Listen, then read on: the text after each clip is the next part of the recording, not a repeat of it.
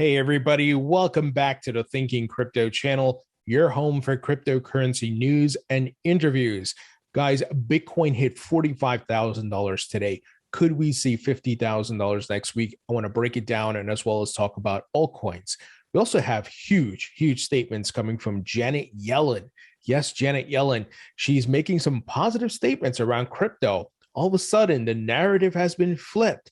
And this has happened since Biden's crypto executive order. So I want to share what she had to say and why this is significant. You had someone who was trying to sneak some really bad laws into the infrastructure bill that would affect crypto. All of a sudden, now she's talking positively about crypto.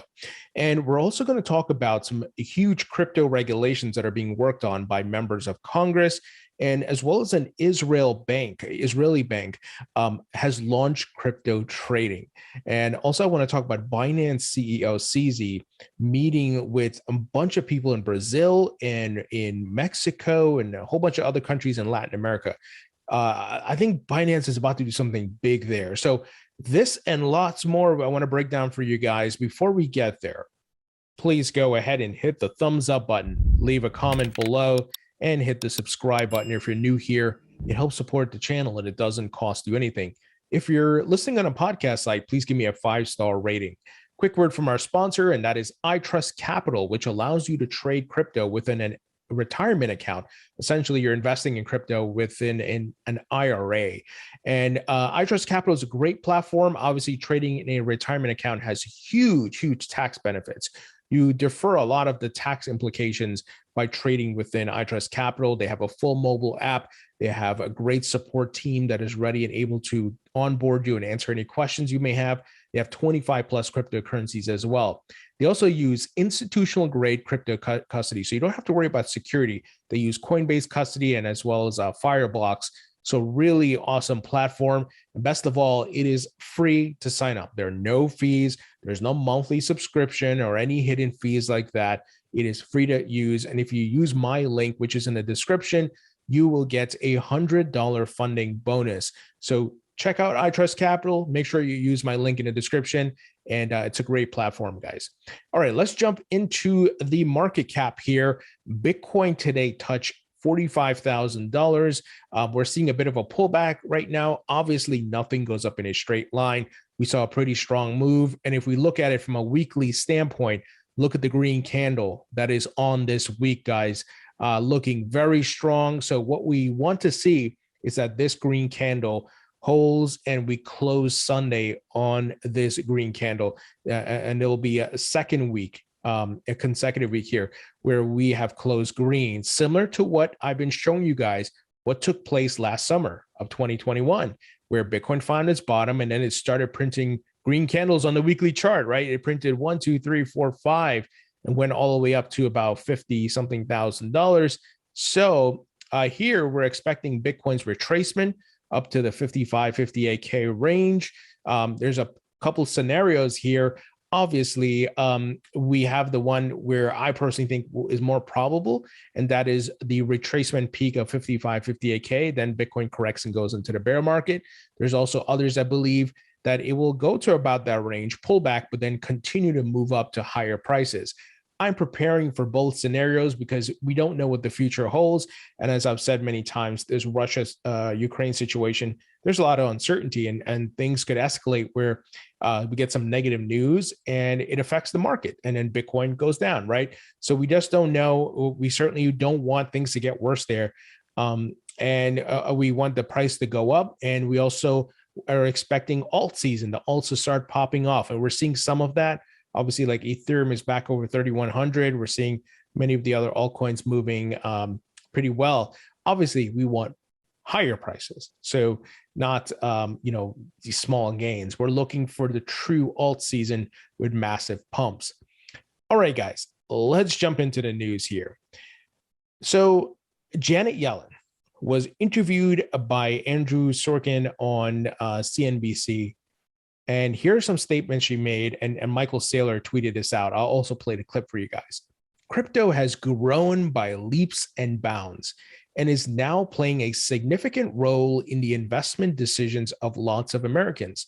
We would like to create a regulatory environment in which healthy innovation can continue. Very bullish statements and very positive statements towards crypto, especially talking about it from an innovation standpoint. And of course, these statements come after President Biden's crypto executive order, and a lot of the big players have talked about their launching services, right? Goldman Sachs, Blackwater, Ray Dalio's fund, and so forth. So let me play the clip here for you. We get through an interview without asking about crypto, but in particular, Russia just said that they would accept Bitcoin as a payment for their energy resources. What does that say to you about where we are in the crypto conversation? Well, crypto is obviously grown by leaps and bounds, and it's now playing a significant role, not really so much in transactions, right, but in investment decisions of lots of Americans. And the president just issued a couple of weeks ago an executive order tasking us and other agencies with thinking about the regulation of crypto. I mean, you're less skeptical about it than in previous. I mean, we've been talking about it together for a long time now, and I think you've had a skepticism about crypto technology. I have a little bit of skepticism because there are, I think, valid concerns around it.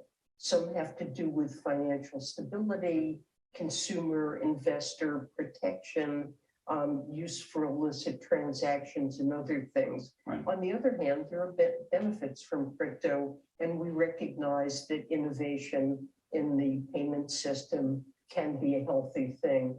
We would like to come out eventually with recommendations that will create a regulatory environment in which healthy innovation. And then finally, wow, guys, even Andrew called her out saying, hey, you said a lot of negative things about crypto, right? You've been a skeptic.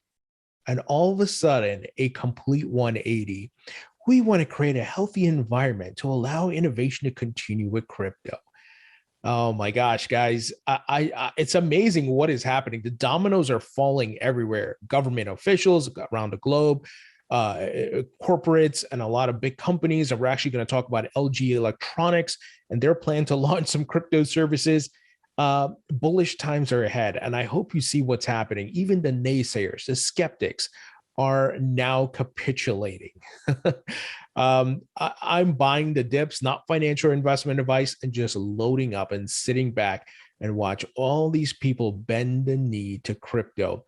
And the prices, of course, will eventually follow the adoption and all the regulatory clarity we'll be getting. So clearly she stated that President Biden's crypto executive order tasks her and the other regulatory bodies to start working on this.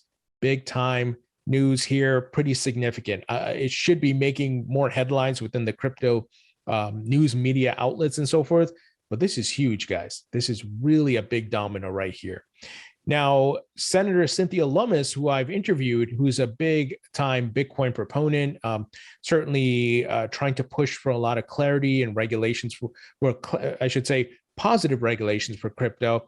And she tweeted out a report from Politico stating Gillibrand, Lummis planned new regulatory framework for crypto. If the two succeed in hammering out the details, it would mark the first major bipartisan attempt to create a comprehensive framework for the U.S. regulation of crypto markets and other digital assets. So I'm actually trying to schedule a second interview with her so I can talk about this and other things. She also had another bill where she was introduced a bill allowing or that would allow the transactions below $600 for Bitcoin and crypto to not be taxed, which is significant. I think that will happen whether it's her bill or not.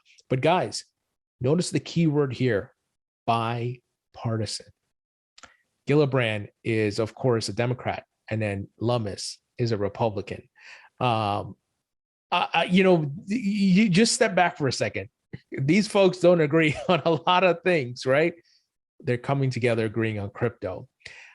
Once again, do you see what's happening and where we're headed? So Senators Kirsten, Gillibrand, and Cynthia Lummis are working together on a legislation that could give the crypto industry something it has always craved: regulatory clarity. The lawmakers are putting together a broad-based regulatory framework for how this industry should potentially be regulated in the future. Gillibrand announced on a political live event on Thursday afternoon. Here's a quote: the work we're doing is going to be very complex and intensive review of the different aspects of the industry. Some parts will be regulated by the CFTC, some parts will be under the SEC, Gillibrand said. This is, guys, so bullish. If Gillibrand, a New York Democrat, and Lummis, a Wyoming Republican, succeed in hammering out the details, it would mark the first major bipartisan attempt to create a comprehensive framework for the U.S. regulation of crypto markets and digital assets. Previous legislative efforts have been limited in scope or have broken along party lines. Now, guys, just this past week, I interviewed Congressman Byron Donalds, Republican out of Florida. And if you recall, he and a group led by Congressman Tom Emmer, and a bipartisan group, you had Democrats and Republicans, put together a letter, sent it to Gary Gensler at the SEC saying, hey, Gary, all those crypto documentation requirements and reporting requirements are stifling innovation. Stop it. Guys, it's happening on multiple fronts, different groups. I love what I'm seeing. If you haven't seen my interview with Congressman Byron Donalds, be sure to check it out. I'll put a link in the description. But all these things that are happening make me very bullish. And here's some another news along the political lines. U.S. Senate candidate Brian Solston said it's time to remove capital gains tax on all Bitcoin transactions. Now, I don't know if the government will allow all Bitcoin transactions not to have capital gains tax, but maybe once again, Senator Lummis's bill of anything below $600. So we'll see. Hopefully they make it anything under $1,000, but we'll have to wait and see. But I think the narrative and the bills and the dialogue is happening to make this happen in the future. So excited about that. Now, Kirsten Smith, who's the executive director at the Blockchain Association. Many of you know my many interviews with Ron Hammond of the Blockchain Association, where he gives updates on what's happening in crypto. Well, she tweeted out the following, and it's spot on. Here's what she had to say. If you've been paying attention the last few weeks or the past few weeks, there's a lot of evidence of a bipartisan vibe shift on crypto, contrary to the media narrative that pushes a polarized split on issues. Here's what I've seen. Last night, Politico plus Grayscale hosted Regulating the Digital Gold Rush with Senator Lummis and Senator Gillibrand. So this is what I'm talking about here with their respective plan for a crypto regulation bill. Lots of folks know Lummis bona fides on crypto, adding Gillibrand to the mix with the goal of creating a pro-innovation regulation framework is a big deal. Now, she continues talking about this, citing Representative Richie Torres out of New York, Congressman Tom Emmer, asking the SEC, Biden's executive order. She highlights Janet Yellen and so forth. So essentially what I've been telling you. And so she's confirming what we were talking about here, and that we're seeing both sides of the aisles come together, and they're working towards bringing clarity for crypto, my friends. I don't know how you're not bullish after hearing and seeing these things. It makes me very bullish, because once government is on board, guys, that's a major roadblock, right? And they're going to be able to push things further and push it in the right direction. Now, look at this. Israel's a bank, Leumi, if I'm saying that right, it's Leumi, to offer crypto trading. Another one bites the dust, right, guys? Another bank. And we're seeing banks and stock exchange and corporates. Amazing what's happening. The bank is working with New York-based custody and trading platform Paxos to bring the service to customers. Bank of Leumi, once again, I may be butchering that, one of the biggest banks in Israel, will start to offer crypto trading through its digital platform Pepper Invest, the company said in a press release on Friday. The bank is offering the service in partnership with New York-based custody and trading platform Paxos, and will be the first bank in Israel to offer crypto trading services to its clients. Now, being the first bank in Israel, what happens next? You guys should know this if you've been a listener and subscriber to this channel. Game theory. Watch the other banks follow suit and probably holding board meetings right now talking about, okay, how do we jump in and follow this and do this and yada, yada. Customers will be able to buy, hold, and sell Bitcoin and Ether initially in transactions starting from 50 shekels, which is about $15.49. No start date has been provided as of now, and the move is subject to regulatory approval. But we see what's happening globally. They're going to get approved. They're going to get it. They're going to launch it. Their competitors will follow suit, and this will start happening in every country. Now, look at this. LG Electronics adds blockchain and crypto as new areas of business. You don't say. We know Samsung has made the move, and I'm waiting for Apple. I'm sure Apple is cooking up something big. South Korean tech giant LG Electronics has officially updated its business development goals to include cryptocurrency and blockchain-based software. Of course, if they don't, remember what we've talked about with Blockbuster, adapt and innovate or die. And Blockbuster did not do that. And if these companies, doesn't matter what industry they're in, if they don't start looking at how they can integrate crypto and blockchain, they will become irrelevant and die. We've seen it happen time and time again. So according to a local South Korean news report, LG added 2 distinct crypto-related objectives during its annual general meeting on Thursday. The objectives included the development and selling of blockchain-based software and the sale and brokerage of cryptocurrency, leading to conjecture whether LG would establish some sort of crypto exchange. That would be very interesting if they were to start a crypto exchange. But hey, smart move on their part. A lot of South Koreans trade cryptocurrencies, and a lot of volume comes out of South Korea. So Samsung has already made the move, and we're going to see dominoes fall in the electronic space and whatever chip making space and whatever else, you name it. They're all going to adopt crypto in one way or the other or die. Now, crypto.com to run ad during the Oscars in support of Ukraine. Viewers will be encouraged to donate with crypto, fiat, or buying from the campaign's NFT collection. So you may say, why am I sharing this? well, mass marketing, mass exposure. A lot of people watch the Oscars. You may say, well, the viewership has been down year over year, or from how it was years ago. Sure. And obviously we have the internet now and so forth, and media and TV has changed. But there's still millions of people watching it, right? There's still going to be a huge coverage around it. So similar to the Super Bowl, and obviously this is not on the same level as the Super Bowl, these are significant television items where they get a lot of views, right? Millions of people, more than the average is essentially what I'm trying to say. So more companies are doing mass marketing, guys, and they're spending this marketing budget not to waste it. They're trying to build brand. They're trying to, do a land grab here, and they're trying to win customers, guys, because crypto, it's not fully mainstream yet. We're not at mainstream adoption yet. We will get there. Maybe we're a year or a couple of years away, but we see the ball rolling here, right? With mass marketing starting.